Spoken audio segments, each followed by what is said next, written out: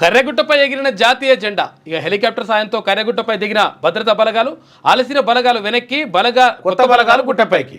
భద్రతా బలగాల్లో ఆత్మస్థైర్యం నింపే దిశగా అడుగులు. గుట్టపై బేస్ క్యాంప్ ఏర్పాటుకు సన్నాహాలు. సేఫ్ జోన్లోకి మావోయిస్టులు వెళ్ళిపోయారట. ఇక 9 రోజుల పాటు కొనసాగిన ఆపరేషన్ కగార్లో భద్రతా బలగాలు చివర కర్రెగుట్టపై పూర్తి పట్టు సాధించాయి. బుధవారం సాయుధ బలగాలు గుట్టపై జాతీయ జెండాను ఎగరవేశాయి.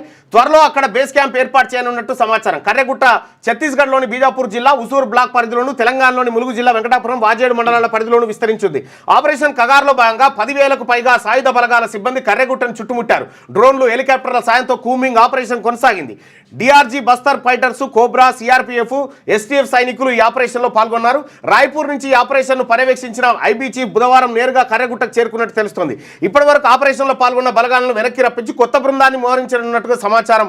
భద్రతా బలగాల్లో ఆత్మస్థైర్యం నింపేందుకు అధికారులు చర్యలు చేపడుతున్నారు. ఈ క్రమంలో సిఆర్పీఎఫ్ త్వరలో కర్రెగుట్టపై బేస్ క్యాంప్ ఏర్పాటు చేయనుంది. ఈ బేస్ క్యాంప్ తెలంగాణ, ఛత్తీస్గఢ్ రెండింటికి ఉపయోగపడేలా ఉంటుందని సమాచారం. భద్రతా బలగాలు ఇప్పటికే ఆ ప్రాంతానికి క్షుణ్ణంగా తనిఖీ చేసి కర్రెగుట్టల్ని స్వాధీనం చేసుకున్నాయట.